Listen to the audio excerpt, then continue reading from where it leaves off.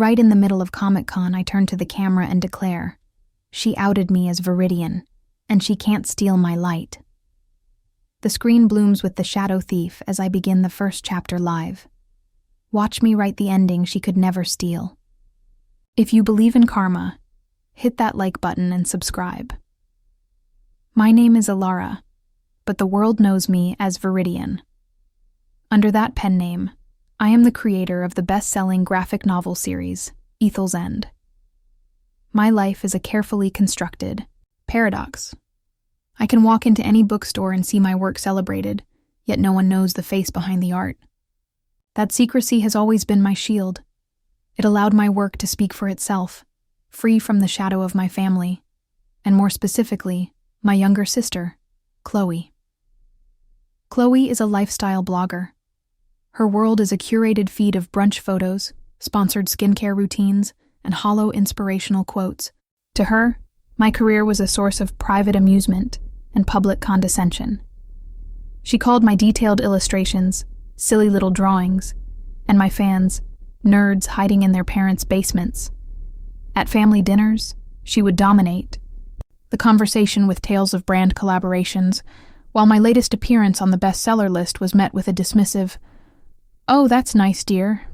I saw the jealousy simmering behind her eyes, the resentment that my quiet, nerdy passion paid my mortgage, while her quest for fame barely covered her rent. I tolerated it because my anonymity was my peace. She could belittle Alara all she wanted. She couldn't touch Veridian. I thought that was enough. The final straw fell on the night I won the Ether Prize, the most prestigious award in graphic literature. Because of my anonymity, I watched the live stream of the ceremony from my apartment, alone, with a bottle of champagne. When they announced my name, Veridian, I cried tears of pure joy. Years of solitary work, of living inside my own imagination, had been validated at the highest level. My phone buzzed, and I assumed it was one of the few trusted friends who knew my secret. It was a notification from Instagram. Chloe had tagged me. I opened the app, and my blood turned to ice. She had posted a smiling selfie of us from years ago. The caption was a masterpiece of passive-aggressive theft. So incredibly proud of. My big sis, Alara Vance, who I can finally reveal is the secret author, Veridian. I've been her muse and co-creator from the start, whispering ideas into her ear since we were kids. It's been so hard keeping this secret, but I'm thrilled to finally get to share in our success. Secret as out, Nachan creative partners, Dashan's sister goals. Our success. She hadn't just outed me. She had tried to rewrite history, positioning herself as a silent partner, an unsung genius behind my life's work. In one fell swoop, she tried to steal my identity and my credit. The thousands of comments pouring in were from her followers, congratulating them. "What a power duo," one read.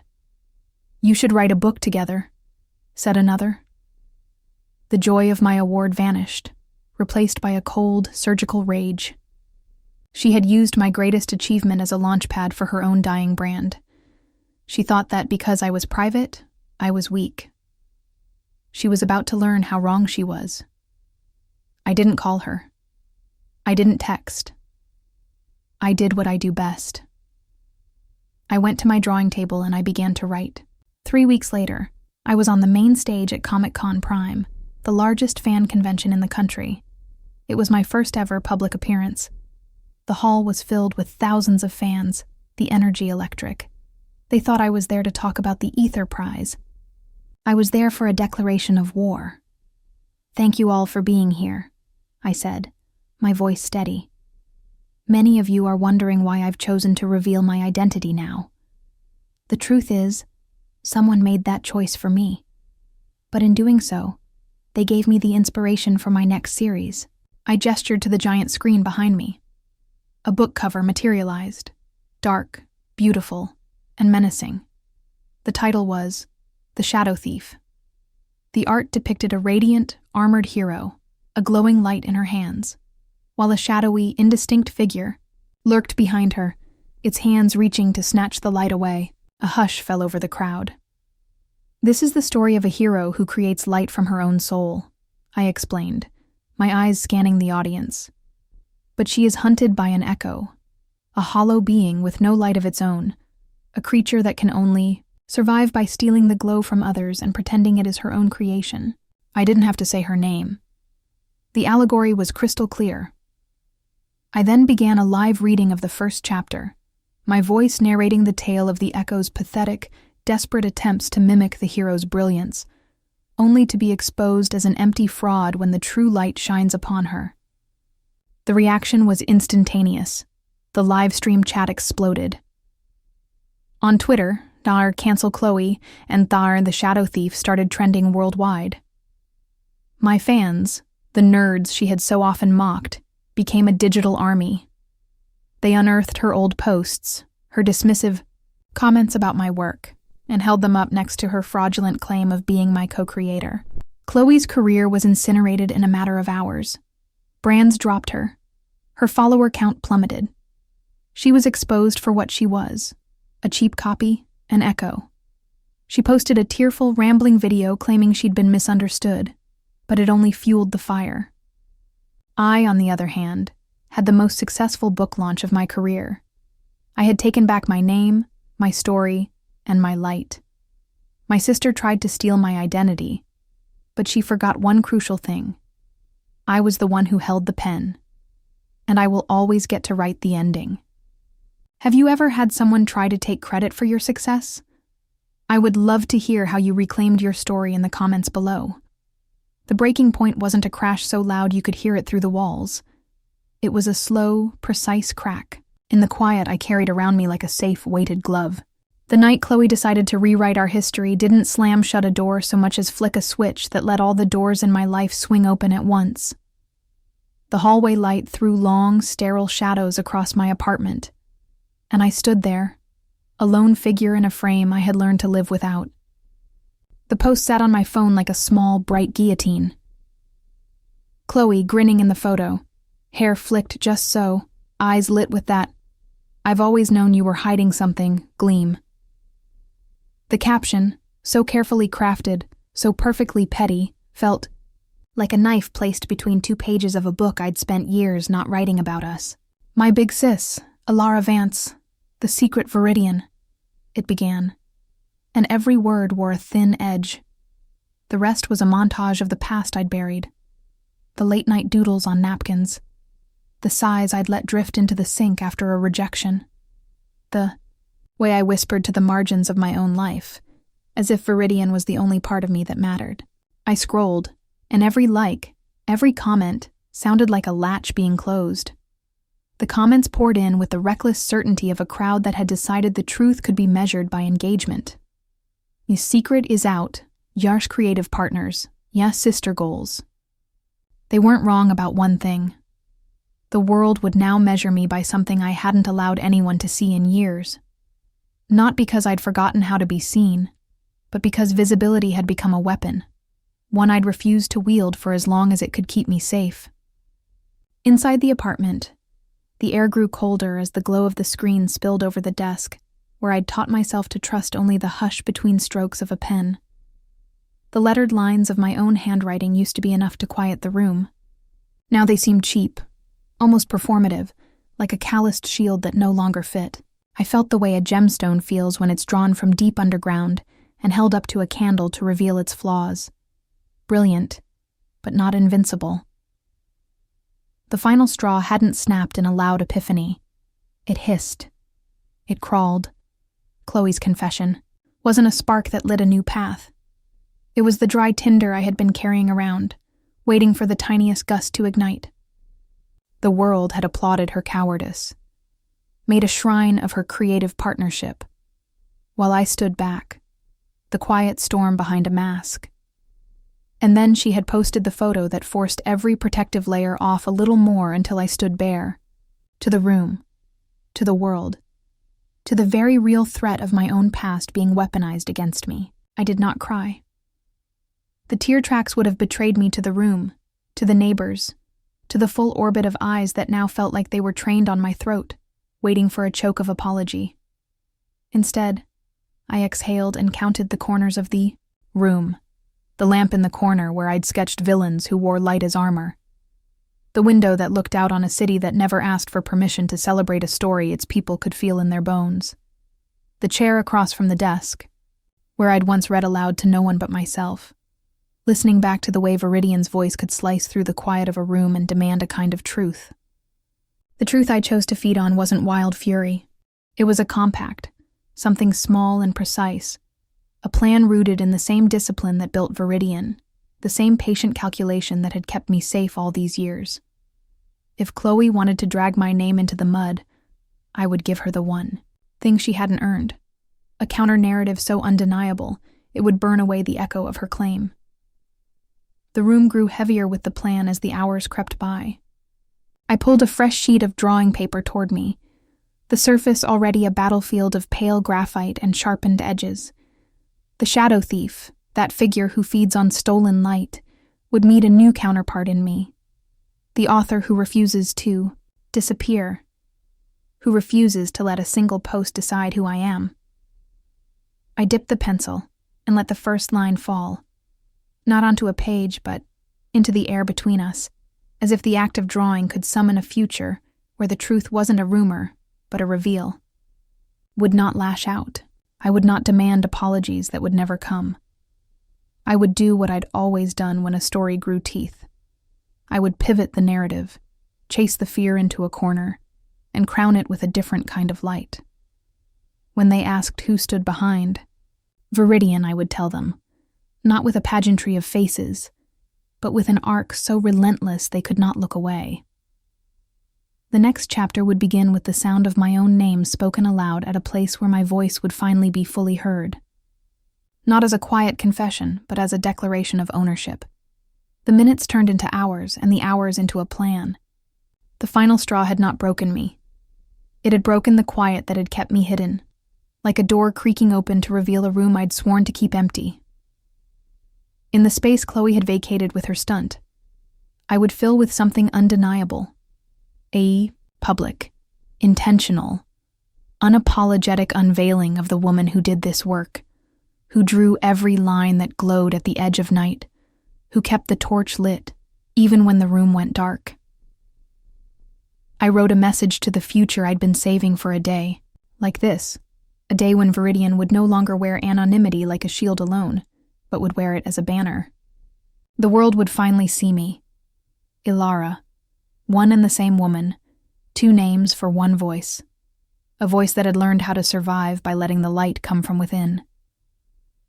The shadow behind the glow would not be erased. It would be named. It would be measured. It would become a counterweight to every echo that had tried to steal my light. And when the next storm came, and the next post tried to glitch the map of my life, I would answer not with silence, but with a page that burned bright enough to show the difference between a theft and a truth. That Veridian is mine, and the ending I write can never be stolen again. The room hummed with the stubborn, indifferent patience of a city that never sleeps for reasons of its own. I hadn't slept either. Not really. Not since the photo had crawled under my skin and started the slow, surgical counting of where every screw in this machine would give way. Tonight, the desk was a battlefield of pencils and numbers, the paper a pale map that stretched from the edge of the lamp to the margins where my old handwriting used to dream in ink. The plan I'd fed the room with yesterday, that compact, that little spear of certainty, needed more than nerve. It needed currency, the kind that moves through a system like scattered light through a stained glass window. I pulled a fresh sheet toward me. The graphite didn't hiss as it met the page. It whispered. The numbers came alive, not as a ledger, but as a language. The language Veridian's life spoke whenever the audience leaned close enough to feel the tremor in the glow of the screen. I wasn't chasing a new persona so much as aligning every part of me to the core truth I'd decided to own. The total financial damage Chloe's stunt could do to the Veridian universe, and what I could do, with cold precision, to separate the story from the wreckage she'd invited. The first line I scrawled wasn't a calculation of losses, but the distance I intended to put between myself and the noise. I wrote, Total revenue exposure for Veridian and her world over the next 18 months. Then I started listing the streams that fed that world. Book royalties, film options, residuals from streaming, licensing for merchandise, speaking engagements, sponsorships. A few stubborn tie-ins that refused to die even when the rest of the market pretended they didn't exist. I pulled a second sheet closer and began the ruthless math that I'd learned to trust more than I trusted my own heartbeat. Royalties. From 2 backlist titles, steady, slowly draining away if a new storm stirred the sea. Advance on the next 2 novels. A pulse expected, then paused, then possibly clawed back by a publisher who remembered the bruised trust of a brand that had just learned to speak aloud in the night. Film rights and potential adaptations. A risk that could multiply one good press into a whole catalog of opportunities, or sink them all if the audience chose to watch but not buy. Merchandise licenses. A web of small streams that could brightify the surface or flood the living room. With failed launches, sponsorships, and endorsements. A handful that paid enough to matter. A few that paid in reputation, not cash. Speaking engagements. Fees that arrived like clockwork if the schedule held and the weather permitted. The numbers began to braid themselves into a knot I could see through if I squinted enough. Then I did the second, less forgiving thing. I subtracted the losses I could feel in the moment. The cancellations, the tremor in a publisher's email, the missed opportunity that would echo across a dozen deadlines. I built a worst-case line, a map of what Chloe's post could cost before the world forgot the after-image of it. And then a sharper line appeared. The line that told me what I could do, not what would be done to me by a crowd intoxicated by a tell-all moment. If the storm was coming for Veridian, I would not be the shelter that collapsed under the first gust. I would cut off all the financial threads that could be twined to keep a backlash alive, to fund the chorus that would chase me with questions until my silence didn't offer a safe harbor, but a thorn in the side of every brand that claimed to stand for truth. The tally grew heavy, but not with fear. It settled into something almost soothing, an instrument, not a weapon, if used with care. The page glowed in the lamplight, with the kind of cold sheen a medical diagram wears when it's about to reveal what a patient truly needs to hear. I wasn't calculating vengeance. I was calculating leverage. I was naming the vulnerabilities of a mechanism that Chloe had exploited to make my private life a commodity. If the world wanted the truth of Veridian, I would give it. But on a stage I chose, with lights I controlled, and with the audience watching a process I dictated. The moment of clarity arrived, not with a thunderclap, but with the turning of a single page, the sound almost shy, as if the room itself was listening for permission to begin. The strategist in me, the part I had kept sleeping behind the quiet, behind the art, stood up from the desk, the way a city might rise on a map when a bridge is finally raised. Cautiously, purposefully, with a long breath of the night air and a plan that touched every surface it could reach. First, the calls. I lengthened the wire of the night with the sort of calm that only a person who has learned to talk to fear can carry. The first number I dialed wasn't for drama. It was for precedent. I spoke to the firm that handled Veridian's rights, the people who kept the contract lines taut, and the royalties flowing when a storm was merely a rumor. The receptionist's voice was a soft echo of the last time I'd had to be stern and necessary rather than warm and collaborator. I didn't waste breath on niceties. I introduced myself, not as a sister or a pen name, but as the decision-maker who was about to change the rules of engagement. "This is Alara Vance," I said, letting the name sit in the quiet a moment before the rest of the sentence followed. "I need a complete audit and a temporary hold on any disbursement related to Veridian's next cycle. All advances, all residuals, all licensing fees. Hold them pending review. Immediate. You will coordinate with our attorney, and you will confirm in writing within 24 hours. The voice on the other end was careful, practiced. It asked for verification, for a reason. I gave it one without pleading for mercy. The truth needed no excuses, only conditions. I would not tolerate a single cent leaving a Veridian account. until we had a full picture of where every dollar had landed since the last quarterly statement. It was not a threat. It was a maintenance order for a machinery that had begun to creak with the weight of a publicity storm. Next, the bank. The fine bank where Veridian's funds rested. The bank that kept the cash register of a dream. The client services rep who answered with a practiced, polite inflection. "Mrs. Vance, how can we help you tonight?" Met my tone with a cool reply that suggested control and cooperation. "I need 2 things," I said. "First, a security. Hold on all outgoing transfers associated with this account and any related business accounts tied to Veridian. Second, a standing instruction for all future disbursements to require dual authorization. One from me, one from the attorney. And I want to set up a new account for the Veridian operations that I will manage separately from anything Chloe touched." The words felt heavy, as if they carried the weight of every check Chloe had written against my name in the years we'd shared a lifeline and a ledger in the same breath. The representative asked for verification of my identity, which I supplied, with the sterile ease of someone who has practiced identity under fire in the private channels of a life no one else sees. The bank system whirred in the background like a safe being resealed, and for a moment the room held its breath along with me. Then came the publisher. "Hello, this is Alara Vance, Veridian's legal heir in the business, the person who makes the final calls on our brand's finances when a storm arrives." I didn't need to spell out every detail. They knew enough to know the playing field had shifted. "We're pausing the next tranche of royalties and all marketing expenditures tied to Veridian until our review is complete. The next cycle, it will be on hold pending our assessment." I paused, listening not for the reaction but for the weight of my own words. "Yes, I'll send the formal notification this hour. Please treat this as a precaution to protect the integrity of the Veridian brand." There was a chime in the receiver's tone when the line transitioned to a secure conference number, and I let the moment land. The third call went to a publicist who had learned the art of spinning a storm into a story. But tonight, we would spin it into purpose. The publicist's voice had the familiar cadence of someone who had learned to narrate fear in a way that sold. I chose not to hire off a dramatic page. I spoke in the same calm, methodical register. "We will not engage with any narrative that centers Chloe's confession as the engine of the Veridian revival. We will, instead, publish a controlled narrative about the work, the craft, and the people who built Veridian from nothing.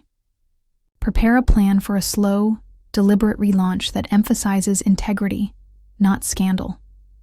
It was both a demand and a seed. A new seed that would have to be watered by time and trust and careful, honest communication instead of a sweeping, sensational reveal. The fourth call was the most precise instrument of all. The attorney. Not a loud clash, but a key turning in a door. "I want a protective order on the Veridian name to prevent any misrepresentation that could harm the brand or my collaborators. I want a full internal audit and the establishment of a separate voice, my voice, through which Veridian will speak going forward. We will handle all external communications. Anything outside this, the public can trace to the existing precedent." The lawyer's voice came back with that clinical cool, the comfort of someone who has watched a world tilt on its hinge and learned to keep the hinge from snapping. "We can do that. It will take time, careful documentation, and a public statement that we control. We'll prepare it tonight and roll it out at first light.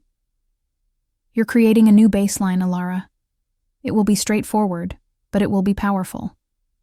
I ended the rounds with a moment of silence, listening to the city breathe in the distance, the rain tapping against the window like a dozen tiny, patient drummers. The work of a long night was not to erase the past, but to re-anchor the future in a form that would bear scrutiny. If there was a heartbeat in the numbers, it was now a pulse that belonged to Veridian again, rather than to Chloe's post or the crowd's appetite for a scandal. The plan didn't stop at the bank and the contracts. It extended into the careful, almost surgical pruning of every financial relationship that could become a channel for chaos. There would be a new system for how Veridian's funds moved, a tighter net around the inflows and outflows, a ledger that I would guard with the same meticulous care I once offered to the margins of a page, hoping they would soften into something stronger than fear. But the night, as it always did, offered a boundary, an edge beyond which the old life cannot survive and the new life cannot start without fear and faith walking side by side. I stood and walked to the window, the glass fogged slightly from the heat of the room, the city a mosaic of lights that trembled in the drizzle.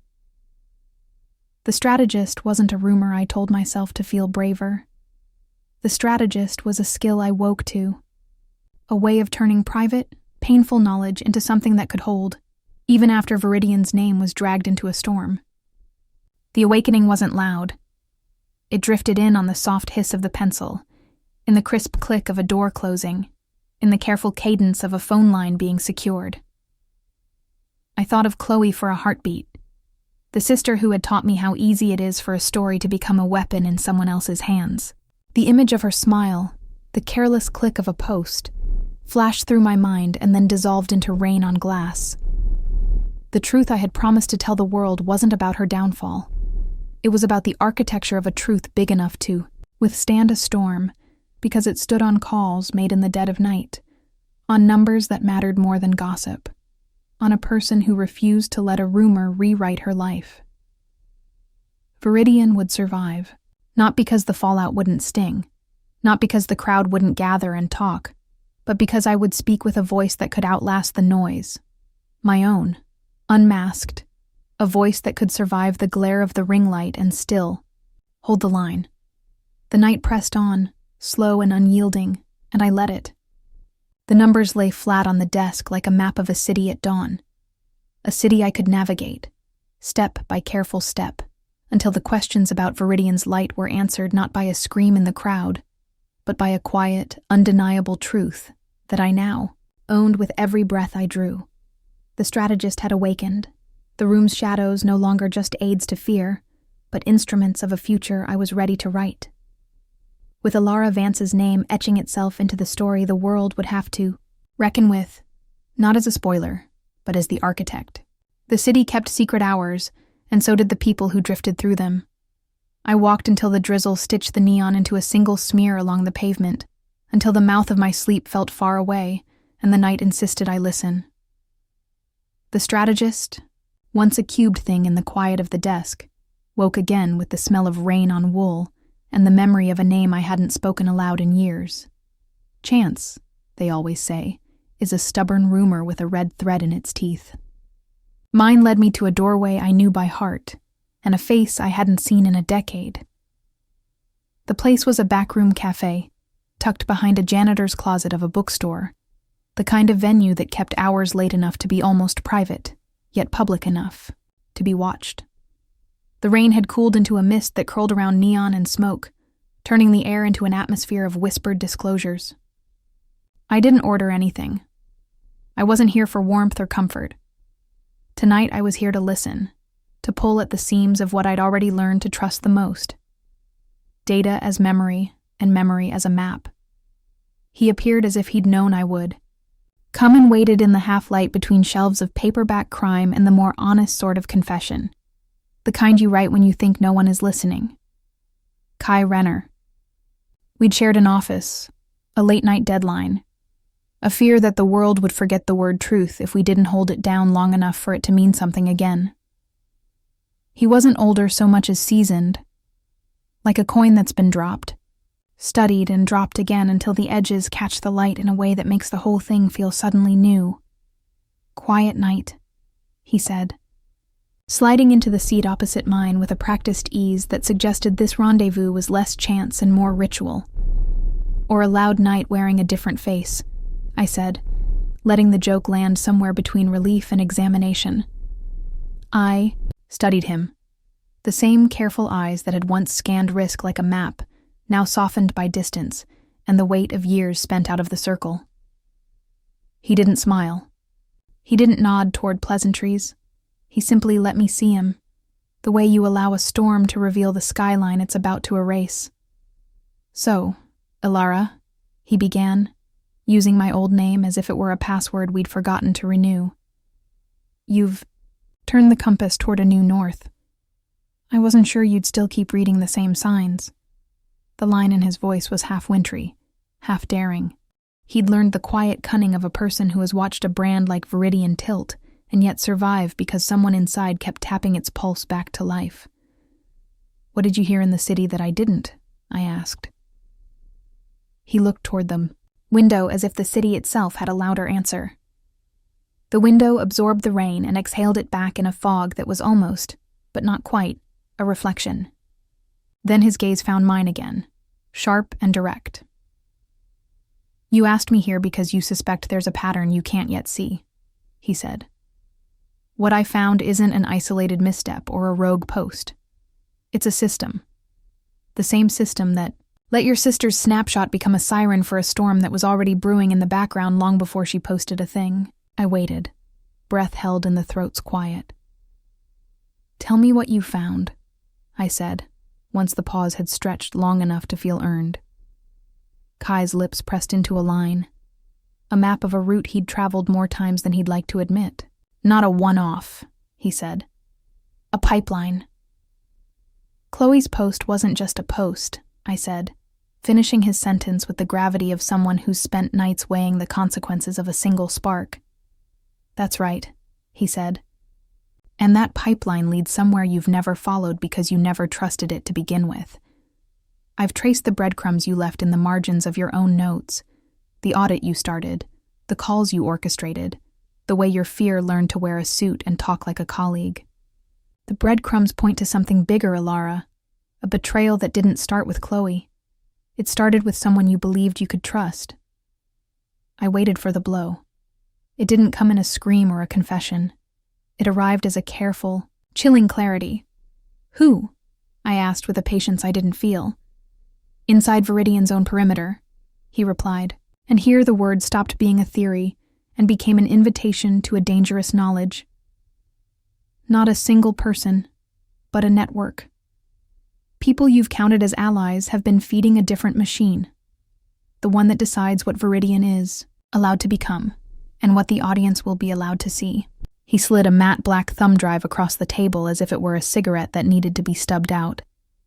I picked it up with the same ritual you use with something you're not sure you deserve to possess.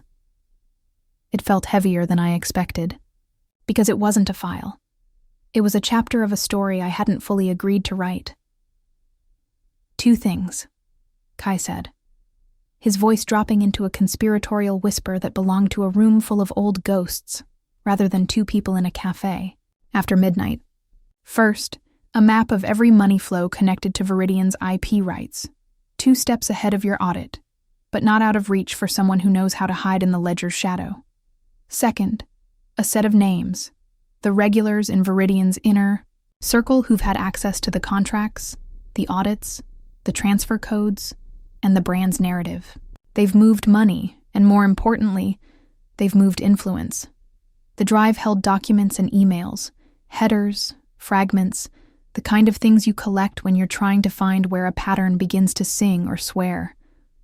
I opened the drive with the deliberation of a surgeon, and the glow of the screen lit my face with a pale, clinical illumination that looked almost ceremonial in that narrow-lit room. There were 3 key threads. The first, a shadow vendor, an outfit, called Northgate Data, that had been used not as a source of insight, but as a transfer point for funds.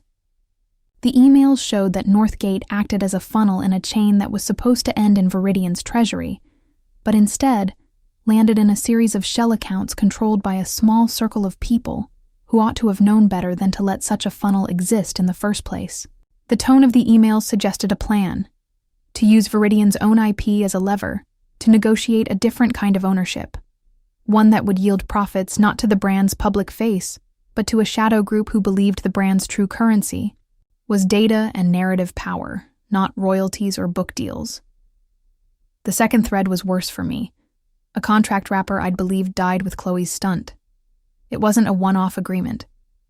It was a backdoor option embedded in Veridian's rights roster, a clause that allowed the IP use to be licensed in perpetuity, to any party willing to pay a price in the margins most people never see. The paper trail showed that this clause had been quietly activated in the months before Chloe spoke, a fact that meant the stunt wasn't a reaction to a single scandal, but a premeditated strategy to reincorporate Veridian's IP into a structure where control could be bought with cash and masked by a smiling PR spin. The third thread was personal, and this is what tangled my breath so tightly I nearly forgot how to keep it moving. The names. Kai had pulled a ledger's worth of contacts from a person I trusted, someone I'd believed would be a shield, not a fuse. The people in that list were not villains in the classic sense. They were brands of power, people who knew how to steer reputations, who understood the choreography of a post, a press release, a signature line that could either revive a dream or choke it with fear. Names I recognized and names I did not. Some of them old colleagues, some of them strangers who had entered the Veridian orbit through pitches and promises rather than shared history. The names were there to remind me that a betrayal is not always a single knife's arc, but a code, an embedded set of signals that could be read by those who knew how to listen. Kai watched my face as I navigated the drive's contents, as if he could see the turning of a page that hadn't yet happened. When I finally closed the drive, I felt the room's air grow heavier with the knowledge of what it meant to know what I'd learned. The betrayal was not Chloe's alone. It wasn't even solely Veridian's fault to be a target or a theater. It was a breach that ran along the brand's veins, a thing that had learned to breathe in the same rhythm as the company I'd vowed to protect. "Where do we begin?" I asked, though I knew the answer already. "Every name on that sheet," Kai said, "is a thread. Begin pulling, but do it with care. You want to learn who stitched that thread into the loom, and you want to learn it without tearing the fabric apart before you have all the edges matched." I stood, the chair tipping, with a soft sigh as though it, too, mourned the idea of a family that could be trusted and then betrayed. The street outside was waking to a new rumor, the kind that grows in daylight after a long night's quiet. It would be easy to burn what I'd found, to strike now and hope the threat dissolves with the morning's first headlines. But I knew better. The strategist didn't hunt in the moment. The strategist hunted in the shadow that follows a price tag. It gathered intelligence, mapped interconnections, and laid out an exit for every risk that could spiral into a catastrophe.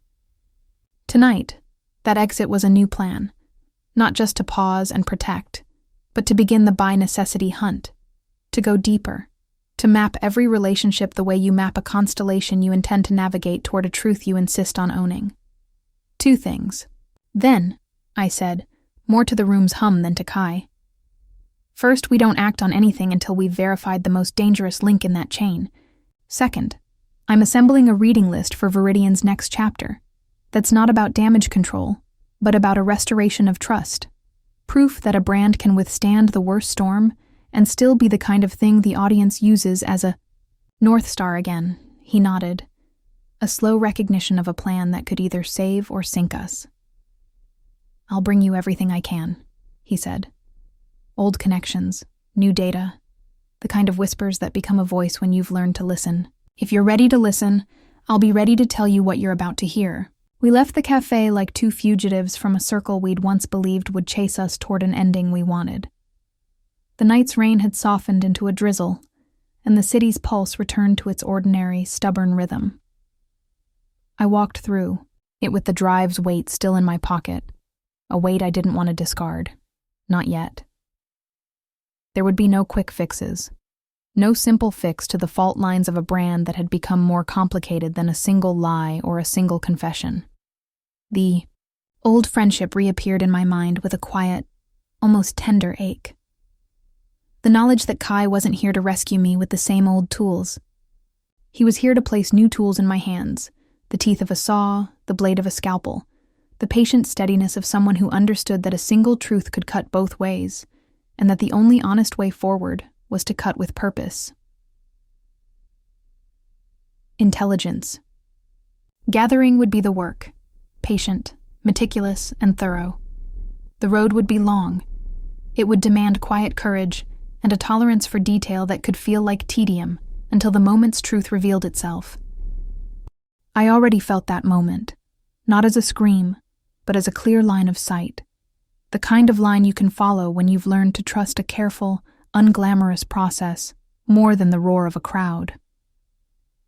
When I reached my apartment, the city's glow waited at the window, repasted with rain. I stood at the sill and watched the street's reflection become a ledger of possibilities. A map of who had access to what, how the money moved, who could be tugging the strings behind the curtain of Veridian's light. The numbers in my notebook, once a cold instrument, had become a language I could use to ask questions no one wanted to answer. Not just who betrayed Veridian, but how to unravel the conspiracy without tearing apart what remained worth saving. There would be calls to make, papers to file, interviews to conduct, and a careful, persistent search for the truth that could withstand a storm bigger than any one scandal. The old colleague's face would reappear in the careful triangles of the night's shadow, a reminder that information is never simply data. It's a person's fear and a company's ambition, braided together in a way that makes it both dangerous and necessary to understand.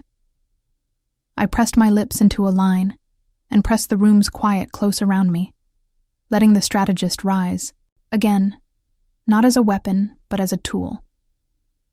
If there was one thing the night had taught me, it was this. The deepest betrayals aren't always dramatic. Sometimes they're methodical, quiet, and patient, and they want nothing more than to be found.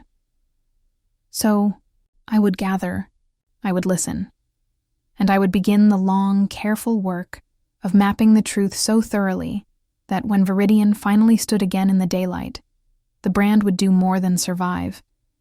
It would be healed enough to speak honestly about what had happened and steadfast enough to ensure it would never happen again. The city watched and waited in its rain-drawn silhouette, and I, Alara Vance, would not rush the answer. I would let the intelligence unfold, thread by thread, until the loom of Veridian's future was visible, unbroken, and true. The first thing I did after the cafe's echo faded from my ears was to move as though the city itself expected nothing less than a planned strike. If the night had taught me anything, it was that revelations needed audiences, the kind that could carry a truth even when the dust of fear rose to cloud it. Kai had left me with two things: a catalog of collaborators and a plan to test the ground before we planted a single flag. I took both and turned them toward the only battleground that mattered now: the city's social conscience and the court's willingness to listen. I started with a ledger's worth of outreach, not to trumpet every line of the drive's contents, but to set the stage for a social force that could compel the truth to surface without turning the city into a lynch mob. The plan was practical and public at once, a community briefing that would feel less like a PR storm and more like a town hall confession, the kind that invites questions and accepts accountability. Then, immediately after, a legal gambit that would force Veridian's leadership into a place they could not simply step around with a clever press release. The plan began with a name: the Lantern Theater, a velvet-burnished venue that knew how to hold a crowd without betraying them to a single microphone's glare. Kai and I mapped out the schedule as if we were laying out a map for a vote. First, the truth presented in receipts and timelines, then the witnesses who would speak to the costs paid by people the brand claimed to protect.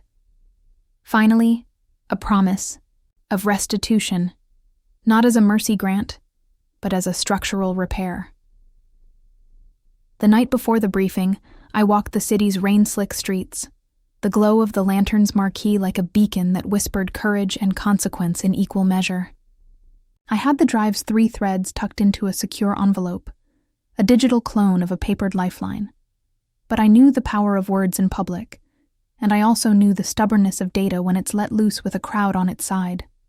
The social attack needed both visibility and velocity, so the truth would not be dismissed as a rumor market's fever dream.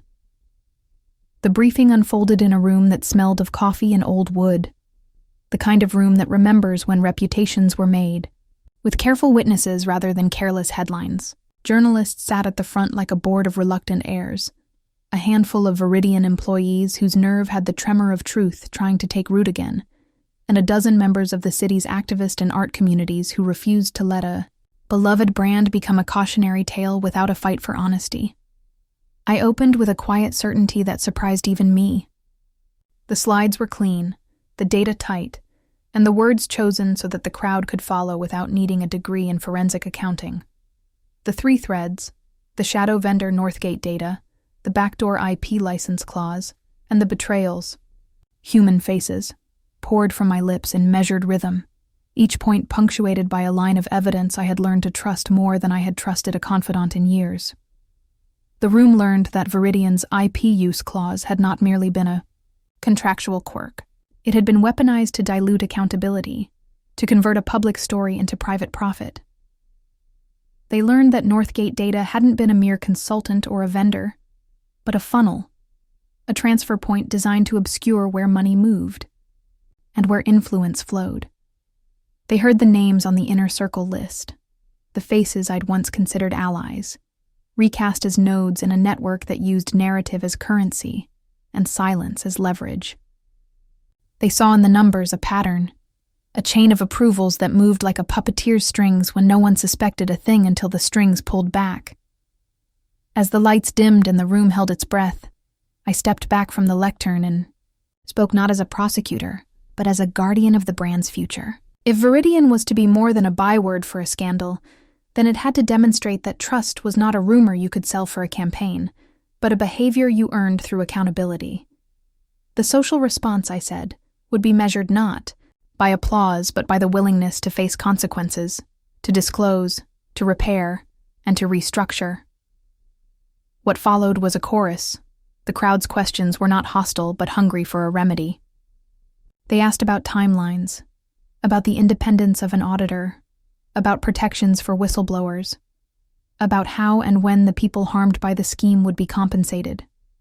They demanded the names of the implicated be verified, the contracts audited, the transfers traced to their source, the shell accounts secluded and seized if evidence permitted. They pressed for a public statement from Veridian's board, not as a performative gesture, but as a transparent commitment to a rebuilt social contract. I answered with a plan that would not bend to shortcuts. The community's call to action would be met with a legal counterweight. I announced, in a voice that tried to sound both steady and compassionate, that I was filing for relief that moved beyond words. The first instrument would be a motion for a preliminary injunction. It asked the court to freeze certain transfers, to compel the preservation and production of documents, and to appoint a special master to oversee a forensic accounting of Veridian's IP licensing and related financial flows. It was not vengeance. It was a demand for process, an insistence that the law would not tolerate a system that let profit outrun truth. If the first act was to reveal, the second was to enforce. The derivative suit, tethered to fiduciary duties and breach of the implied covenant of good faith, not only accused a circle of decision-makers and facilitators, but also sought an accounting of profits obtained through the back door. It demanded disclosure of all contracts tied to Northgate and to the perpetuity licensing clause, including every party whose signature or counterparty name could be connected to a windfall that never touched Veridian's public face. Kai, standing in the back with a quiet intensity that reminded me of old nights when we'd hunt for a single line of code amid a sea of errors, signaled the journalists with a series of compact gestures. The plan began to take on a pace of its own beyond my voice. Independent auditors would begin work within days. The court would hear the motion within 2 weeks. Regulators would be notified in parallel, their inquiries signaling that this was not merely a corporate misstep, but a potential violation of consumer and data protection principles. By the room's end, the social repercussions had begun to ripple. The city's talkers carried the briefing into their podcasts and roundtables. Local artists and creators, people whose livelihoods had danced on Veridian's releases and campaigns, spoke up with a clarity that surprised even the most jaded observers. This was not a war against a brand. It was a demand for the social contract to function again. People who had once blurred the line between fan and customer found themselves demanding accountability not as a courtesy, but as a right. The following days became a test of nerve and endurance.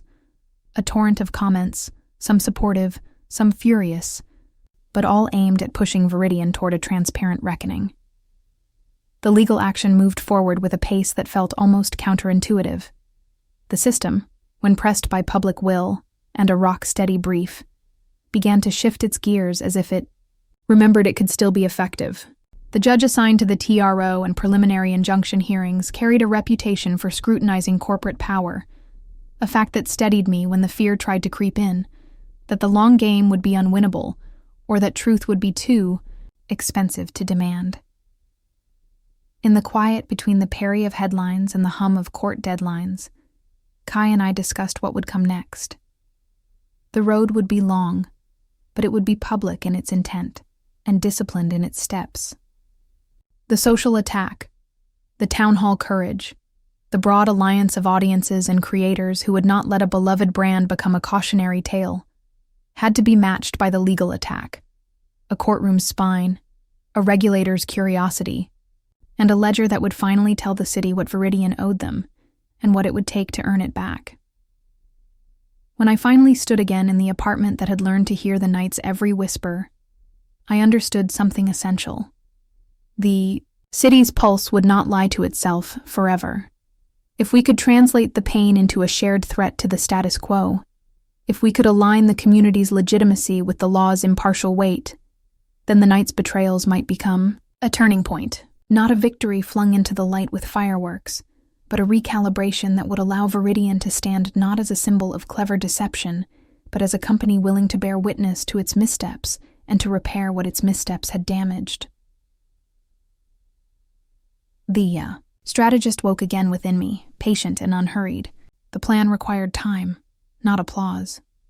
It required earnest listening, a willingness to name the things that frightened us, and a readiness to let the facts do what fear had once promised to do alone. Destroy. The city's rain-wet silhouette would become a map not just of who betrayed whom, but of how a brand could be remade by owning its story and aligning its future with those willing to help tell it honestly. And as I closed my eyes that night, I felt the edges of the loom tighten around a truth I could almost touch. When the truth speaks to the many, it becomes a kind of courage that even a city can learn to carry. The checkmate arrived not with a bang, but with a quiet, unrelenting precision that only courts and ledger books can conjure. In the days leading to the final hearing, the air in the city shifted from curious rancor to a kind of reverential dread, the kind that comes when people sense the end of a game they never realized they were even playing. The special master began compiling a map of every transfer, every license, every back channel the investigators had chased through mud and glass and debt, and Veridian found its own pawns turning against the board with a desperation that looked almost tragic in the steady glare of the courtroom lights. The morning of the hearing, the Lantern Theater's glow felt distant, almost ceremonial, as if the city itself stood behind its own curtains, watching a well-rehearsed performance unfold. Kai and I stood shoulder to shoulder behind the last row of chairs in the courtroom, the air smelling faintly of coffee and old wood, the kind of scent that had learned to host revolutions and weddings with equal polish. The judge, a woman whose reputation for fearless, unflinching inventories of truth preceded her, took the bench with a calm that suggested she had already weighed every risk and found the optimal path through it. The TRO had not merely held, it had become a scaffold for a deeper, more stubborn pursuit of the facts. The special master opened the proceedings by laying out a timeline that looked like a map of a city at night. Every junction where money moved, every contract that granted, Northgate data, or anyone connected to them a shadow of control over Veridian's IP, every line item that whispered of a backdoor so artfully disguised it could pass as a marketing expense. The room listened as if hearing a confession, except this confession was a ledger's litany of consequences. Veridian's counsel attempted the usual seductions, the party line of, "We didn't know," the soothing hum about operational autonomy, the promise of a cleaner governance structure. But the special master's report had the stubborn integrity of granite. It did not rely on intent, only on verifiable actions and their results. When the data traces connected the dots, when a backchannel IP license clause winked into a revenue stream and then vanished into a shell company's file cabinet, the defense's words began to fray, then crack. The worst, perhaps, was the moment the court played back a series of executive communications that revealed the intention behind the license maneuver. Not efficiency, not innovation, but a deliberate insulation of profits from accountability. The judge's voice did not rise. It did not need to. It carried the gravity of a verdict already earned by the city's insistence that truth be not a thread, but a garment, woven, worn, and finally worn through to reveal what lay beneath. She granted the preliminary injunction with more resolve than fear, extended the freeze on the questionable transfers, and expanded the scope to include any derivative assets derived from Northgate's activities. She ordered the appointment of a permanent independent auditor and a revolving door of regulators who would monitor not just Veridian's books, but its board's decisions for the next several quarters. She asked for a settlement structure that would force restitution to the harmed parties, not as a grant of mercy, but as an architectural change. The rebuilding of a system that required risk to be measured against responsibility. When the gavel finally fell, the thunder of the room's collective breath came as a kind of release. Veridian's chair announced stepping down, a cascade of resignations beginning with the financial officer, then a few mid-level lieutenants who had become too exposed to continue without destroying themselves. The attempt to pivot to a rebrand, a new narrative collapsed under the weight of the disclosed facts and the city's own unyielding curiosity. In the courthouse steps afterward, the new interim leadership spoke with a clarity borrowed from the people who had stood up for the truth in the months prior. We will rebuild with oversight. We will not pretend to forget. We will earn the trust that has not been owed to us, but entrusted to us. The city, which had learned to measure itself against a kind of accountability it never openly practiced before, began to breathe again, slower, more deliberately. News cycles moved on, but not away from what had happened. People spoke in classrooms and galleries and coffee shops, not about scandal, but about the possibility of repair, the quiet conviction that a code of conduct could be more than a PR rule. It could become a way of life. For me, the finality of the legal battle did not erase the ache of what had occurred. It transformed it. The victory was not a fireworks show, but a slow, patient untying of knots. The kind of unraveling that leaves room for something sturdier to take its place. The strategist that woke in me had no appetite for vengeance. It found instead a composter for pain, turning what had been squandered into soil for future growth. The restitution fund grew in that soil, funded by a combination of court-mandated penalties and a voluntary contribution from Veridian's newly restructured governance, monies aimed not at silencing the harmed, but at ensuring no one else would have to bear the weight of a story they did not sign up to tell. Kai and I walked the city together on a late spring evening when the rain finally relented and the streetlights spilled amber across sidewalks that had learned to glow with something like relief. We did not celebrate with fanfare. We did not pretend the road would be easy from here. We spoke of the future as something earned by steady hands, by audits that never slept, by open books that always opened, by communities that would not be cowed by fear, even when fear wore the mask of a brand smile. And then, with the city's pulse finally easing into a more honest rhythm, I found a quiet life beginning to bloom at the edges of the old battle lines, a small studio in a sunlit back alley, a balcony garden that kept the city's weather on a manageable level, a teaching room where I could blend storytelling with data literacy for young creators who wanted to tell the truth without breaking the world. I kept working, not as a crusader but as a caretaker of a new habit, to tell stories with care, to demand evidence without rancor, to build a future where power answers to the people who live with it. The dawn felt different now, not a sudden glow, but a patient, stubborn light that crawled across the rooftops and into the corners of the city's old wounds. It asked for nothing but a promise, to keep listening, to keep repairing, to keep moving toward a peace earned by courage and kept by truth. And I, for the first time in a long line of plans and pivots, could answer that promise with a simple, steady truth. The city had learned to demand its own dawn, and so had I. The line between fear and hope no longer felt like a chasm.